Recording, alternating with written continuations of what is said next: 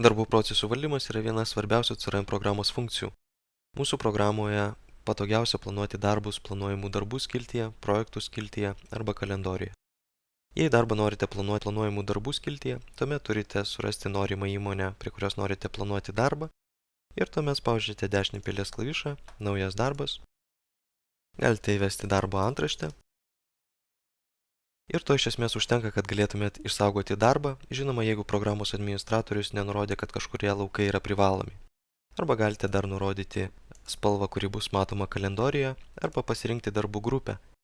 Tai gali būti patogu, jei jūs norėsite vėliau matyti ataskaitas, kiek buvo atlikta skambučių, paruošta pasiūlymų ar pasirašyta sutarčių.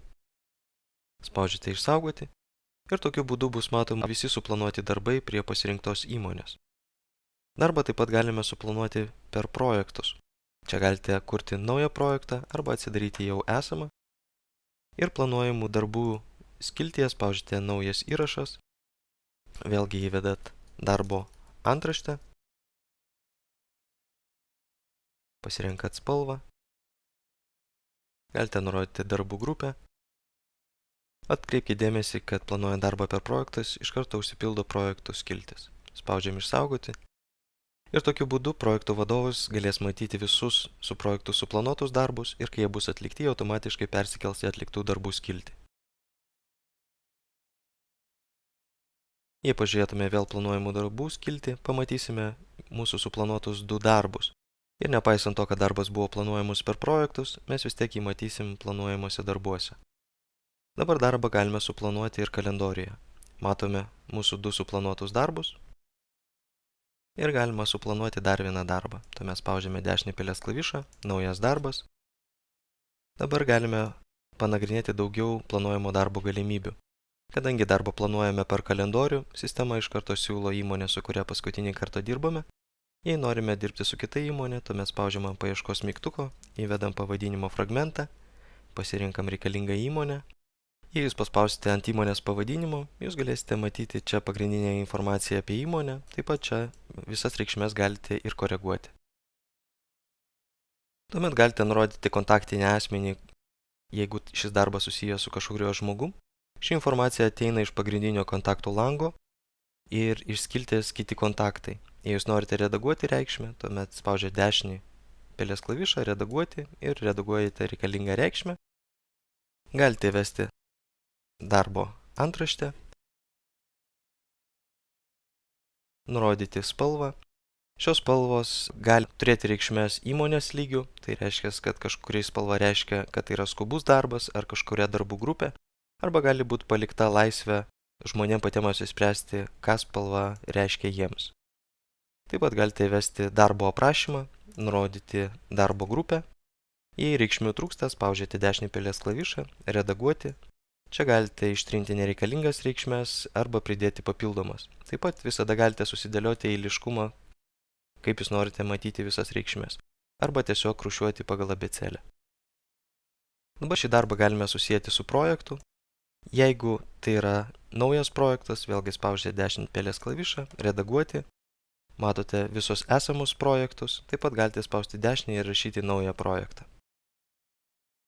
Darbą galite planuoti savo arba deleguoti kolegai. Jei jūs deleguosite šitą darbą kolegai, tuomet darbas atsiras jo kalendorijoje. Papildomai jūs galite jį informuoti apie tai elektroniniu paštu. Nurodite darbo datą ir laiką. Taip pat gali būti darbas suplanuotas be datos ir laiko. Toks darbas iš karto atsiras kituose darbuose ir nesvarbu, kurioje dienoj kalendorijoje būtumėt, jūs visada matysite visus suplanuotus darbus be datos. Darbas taip pat gali būti ir pasikartojantis, tai kad darbas gali kartotis kasdien, kas savaitę ar kas mėnesį. Ir pasirinkus pasikartojimą, matysite, kad mygtukas yra paryškintas. Tuomet nurodote darbo trukmę. Ir jeigu jums svarbu matyti, kiek tiksliai sugaišote laiko, jūs tuomet galite spausti play mygtuką. Ir programa skaičiuos, kiek laiko jūs sugaišote su konkrečiu darbu. Ir net jeigu darbas bus uždarytas, jūs visada matysite, kad yra skaičiuojamas jūsų darbo laikas. Taip pat jūs visada galėsite atsidaryti ir pasižiūrėti, kada tiksliai buvo paspaustas play mygtukas ir kada paspausta pauzė. Ir jeigu per klaidą buvo priskaičiuota daugiau laiko, jūs tokį įrašą galite ištrinti arba rankiniu būdu įrašyti papildomą įrašą. Dabar jūs galite taip pat užsidėti galutinį terminą arba deadline'ą, iki kada darbas turi būtinai būti atliktas. Jūs galite taip pat gauti pranešimus, jeigu jūs delegavote darbą ir buvo deadline'as viršytas, sistema jūs gali informuoti apie tai, kad jau viršytas deadline'as ir informuotas gali būti tiek darbo gavėjas, tiek darbo davėjas. Ir informacija gali ateiti sistemoje arba elektroniniu paštu. Taip pat jūs galite užsidėti priminimą, kad sistema primintų jums apie šį suplanuotą darbą, pavyzdžiui, 30 minučių prieš darbo pradžią. Ir jeigu šitie darbai yra sinchronizuojami su mobiliu telefonu, tuomet visi priminimai ateis į jūsų mobilų telefoną. Šis planuojamas darbas taip pat gali būti susietas praktiškai bet kuriuo įrašu sistemoje. Pavyzdžiui, jeigu tai yra sutartis, mes galim susijęti su sutartim. Mums atsidaro šios įmonės visos sutartys, mes galime įrašyti naują sutartį arba susijęti su jau esama sistemoje sutartimi. Tai yra labai patogu, jeigu jūs deleguojate darbą ir, tarkim, darbas susijęs su sutarties perskaitimu ir žmogus tiesiog atsidaro darbą, spaudžiant mygtuko ir iš karto gali matyti, apie kokią sutartį eina kalba ir gali matyti fiziškai prikabintą failą. Tiesiai planuojamam darbe jūs galite nurodyti, kokias paslaugas ar prekes siūlote šitai įmoniai. Tuomet tiesiog nurodote, kokia tai yra paslauga. Mato vienetas, kiekis, kaina. Taip pat jūs galite pasirinkti prekes tiesiai iš sandėlio. Tuomet tiesiog jūs nurodot pavadinimo fragmentą ir sistema jums randa visas prekes atitinkančias paiešką. Taip pat visas šias detalesias eilutes galite eksportuoti arba į pasiūlymą, arba į sutartį, arba tiesiai į pajamas. Taip pat tiesiai čia galite daryti nurašymą. Paspaudę mygtuką nurašyti, pasirinktos prekės iš sandėlio automatiškai bus ir nurašytos.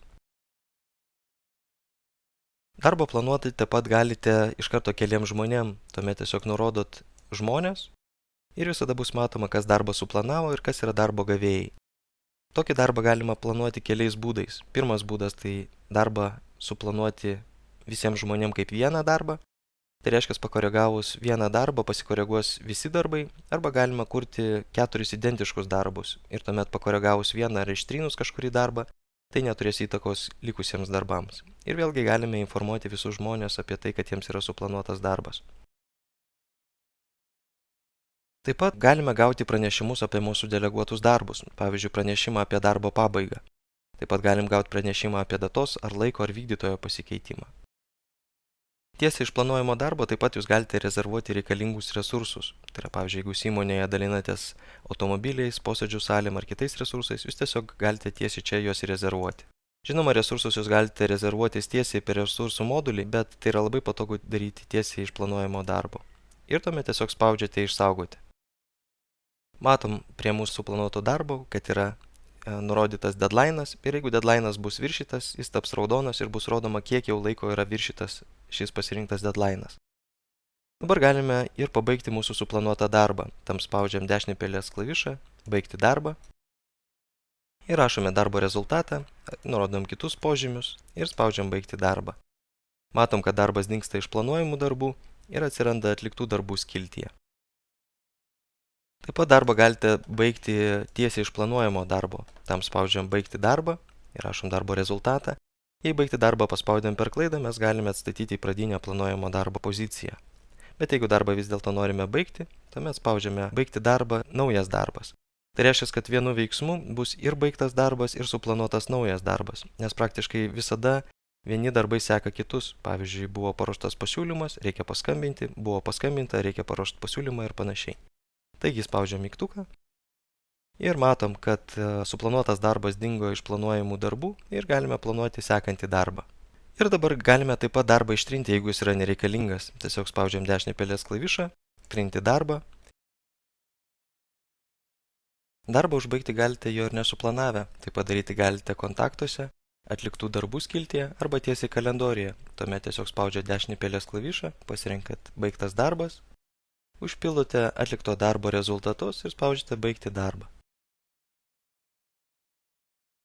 Dabar jeigu vėl pažiūrėtume į kontaktų langą, matome, kad iš planuojamų darbų skilties visi darbai dingo ir persikėlė į atliktų darbų skiltį. Ir tokiu būdu jūs galėsite matyti absoliučiai visą darbų istoriją susijusią su šia įmonė. Ar šie darbai buvo atlikti prieš metus, prieš 2 metus ar prieš 10. Taip pat jeigu pažiūrėtume projektų skiltį, galim matyti, kad darbas iš planuojamų darbų persikelia į atliktų darbų dalį. Tad tiek trumpai apie planuojamus darbus, linkime sėkmės darbe su klientais ir tikimės, kad mūsų programa padės jums dirbti patogiau ir efektyviau.